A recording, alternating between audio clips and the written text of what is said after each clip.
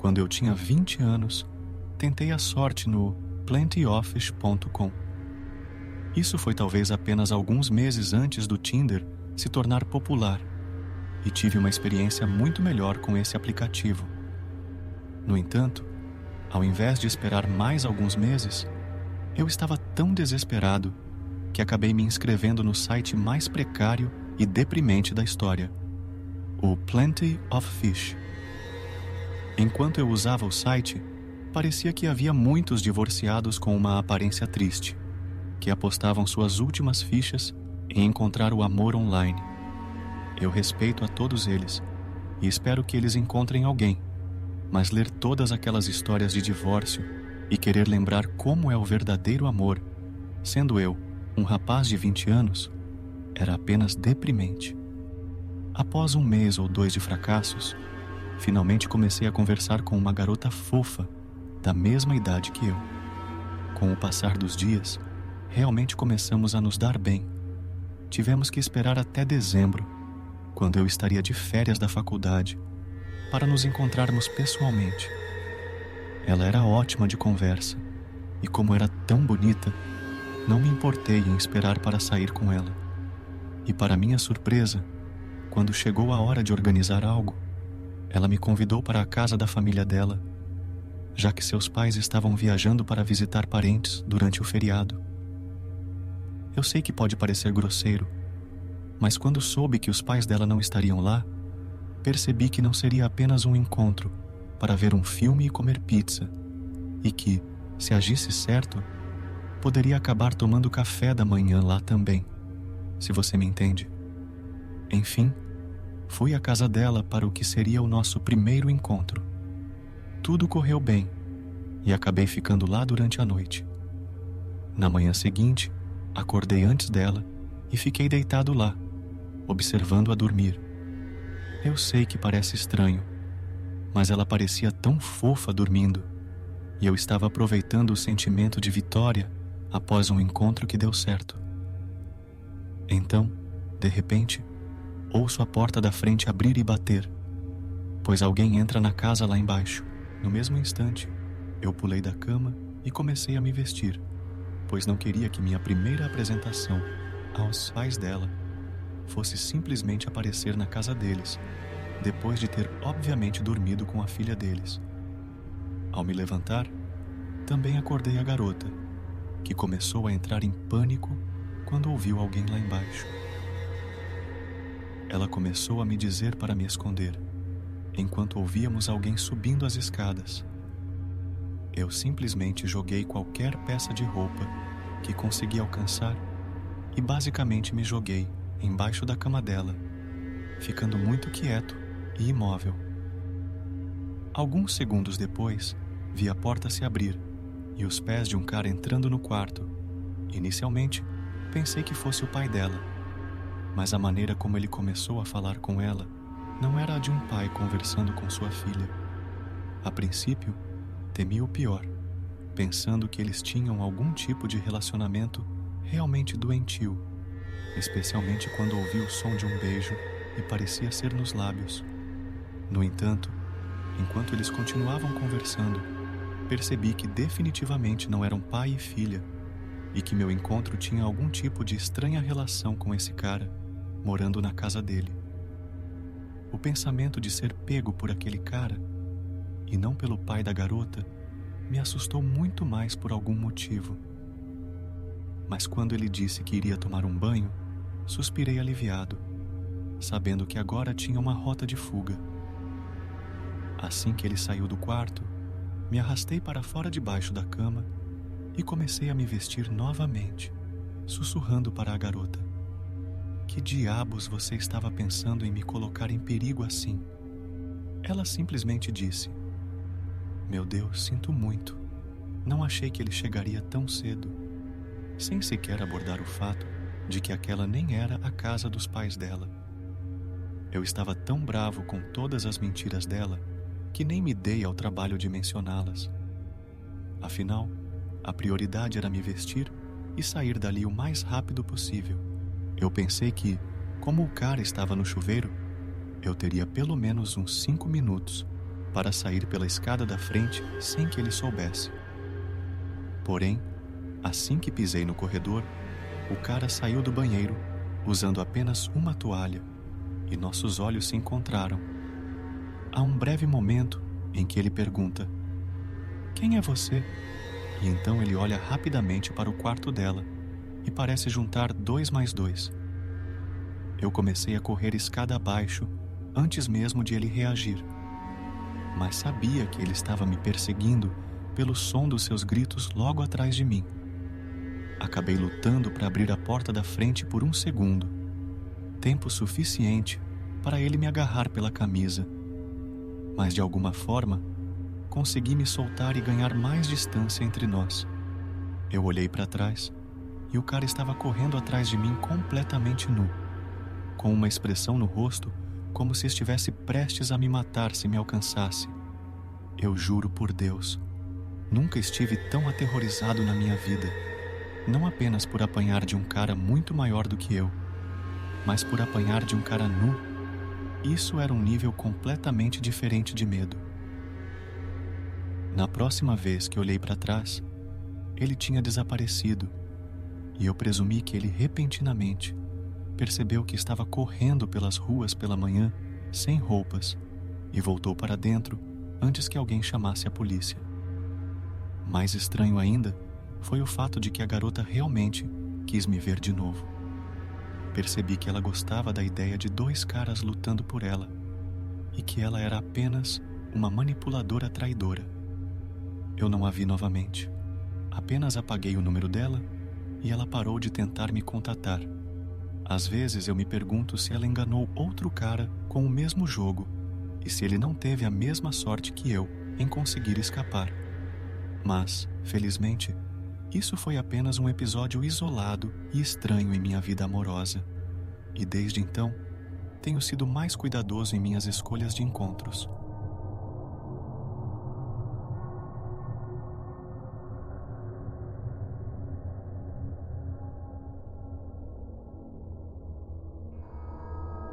Tudo aconteceu durante o meu primeiro ano na universidade. Eu concordei em sair em um encontro com um cara muito bonito, que também parecia ser bastante legal. Claro que fiquei lisonjeada quando ele veio falar comigo no centro da cidade, dizendo que me reconheceu da universidade. Ele usou todo o seu charme antes de me convidar para sair, e eu decidi ver como seria o encontro. No primeiro encontro, ele foi um verdadeiro cavalheiro, abrindo a porta para mim, puxando a cadeira, coisas assim. A conversa fluiu naturalmente e tudo parecia tranquilo. Tivemos um jantar agradável, mas quando chegou o final da noite, ele começou a ser muito insistente fisicamente, e eu não estava com pressa nenhuma. Tive que ser clara e direta com ele, pedindo para que ele desacelerasse, pois eu não era o tipo de pessoa que cedia facilmente. Eu não o conhecia o suficiente para confiar nele, e honestamente, esperava que ele fosse inteligente o bastante para respeitar isso. No entanto, depois do primeiro encontro, ele começou a me enviar mensagens constantemente em todas as horas, e ficava irritado, a ponto de ameaçar se eu não respondesse.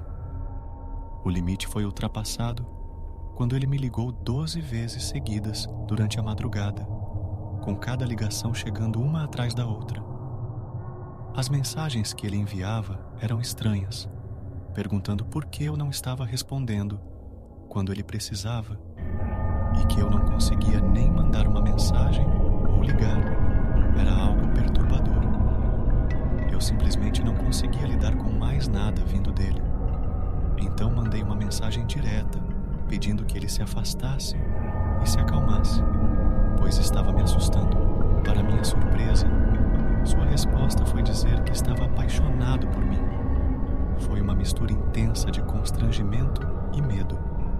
Constrangimento porque era tão óbvio que era algo embaraçoso dizer tão cedo, e medo porque percebi que me livrar desse cara seria uma verdadeira provação. Respondi que não conseguia entender como ele poderia pensar assim, pois mal nos conhecíamos e eu mal sabia quem ele era. Ele seguiu com uma série de ataques que continuaram até tarde da noite, e cada mensagem parecia ficar mais assustadora à medida que a noite avançava. Lembro-me de que ele sempre enviava 2 mensagens rapidamente, uma após a outra. Um par de mensagens dizia algo como: "Por que você não está respondendo? Eu pensei que você fosse a pessoa certa.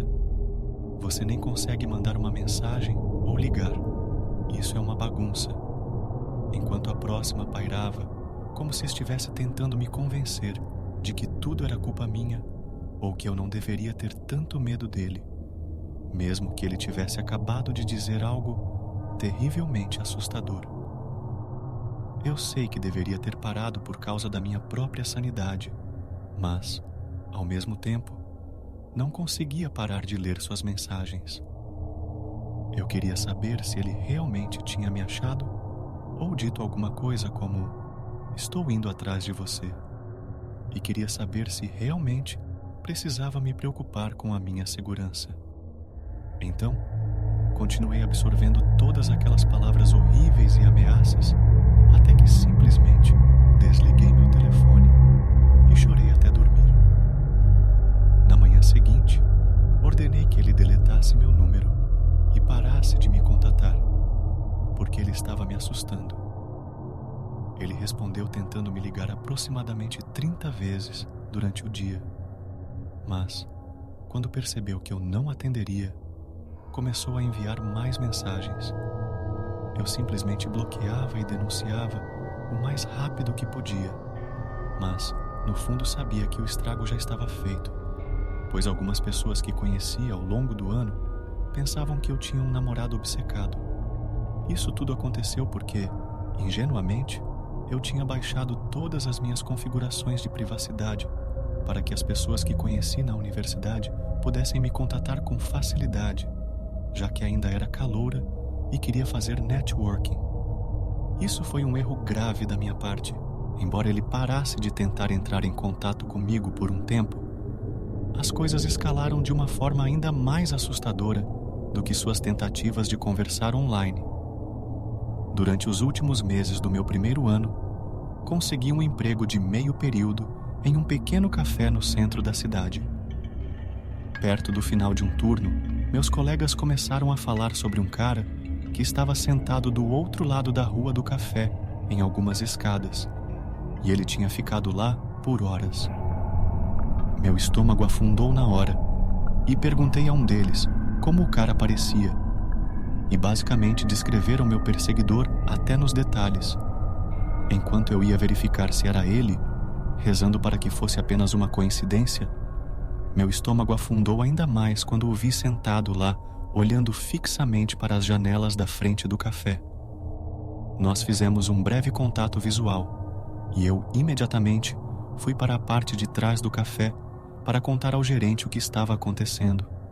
Ela foi incrível o tempo todo, e me disse para ficar no pequeno escritório do gerente para ligar para a polícia, enquanto ela ia lá fora dizer ao cara que a polícia estava a caminho e que ele não deveria ficar rondando o local de trabalho de uma garota esperando ela sair. Nas próximas semanas, estive em contato com um policial que me pediu para compartilhar todos os registros das vezes em que o cara havia se comunicado comigo, especialmente as mensagens ameaçadoras que ele me enviou. Felizmente, eu havia tirado print das mensagens mais violentas e ameaçadoras, apenas no caso de precisar ir à polícia. Eu não queria que fosse uma ameaça vazia. Eu queria mostrar ao cara que eu estava falando sério, para que a polícia pudesse ligar para ele e avisá-lo de que sabiam o que ele estava fazendo e que ele deveria parar. E foi exatamente isso que aconteceu. A polícia ligou para ele para verificar sua conduta, e depois disso, ele não tentou mais entrar em contato comigo. Aquele episódio de perseguição no café foi o último contato que tive com ele, mas não foi a última vez que ouvi falar dele. Um ano inteiro depois, eu estava conversando com uma garota na área de fumantes de um pub onde eu estava bebendo. e a conversa acabou caindo em encontros de estudantes. Ela começou a me contar como tinha saído com um cara que ela achou bonito e charmoso, mas que acabou sendo um pesadelo completo. Perguntei o que tornou o encontro tão horrível, e ela basicamente descreveu o mesmo comportamento ao qual eu havia sido submetida no ano anterior. Curiosa, perguntei se o cara se chamava Liam, e ela ficou de queixo caído antes de responder que sim. Perguntei como ela sabia, e então compartilhei minha história com ela. Basicamente, contei a ela para fazer tudo o que eu fiz: tirar prints das mensagens ameaçadoras e encaminhá-las para a polícia, e, acima de tudo, não se envolver mais com ele. Ela parecia muito grata por falar com alguém que sabia pelo que estava passando, e continuamos em contato para garantir que o Liam a deixasse em paz também. No final, nos tornamos boas amigas, mesmo depois de todos esses anos, e embora já não estejamos na mesma cidade, ainda mantemos contato para dar suporte umas às outras em questões de namoro. Felizmente, nada parecido aconteceu comigo desde então, mas pelo menos agora sei que estou preparada para lidar com uma situação assim se acontecer novamente. É importante lembrar que essas histórias não são uma representação de todos os encontros ou relacionamentos, mas sim experiências isoladas. A maioria das pessoas são respeitosas e maduras o suficiente para entender os limites dos outros. No entanto, é essencial estar atento a sinais de comportamento controlador, invasivo ou ameaçador em um relacionamento. Se você se sentir desconfortável ou inseguro em uma situação, não hesite em buscar ajuda e proteção, seja de amigos, familiares ou autoridades. O mundo do namoro pode ser emocionante e gratificante, mas também pode ter seus desafios. É importante estabelecer limites claros desde o início e comunicar suas expectativas e desejos de forma aberta e honesta. Confie em seus instintos e coloque sua segurança em primeiro lugar. Lembre-se de que você merece um relacionamento saudável, respeitoso e seguro.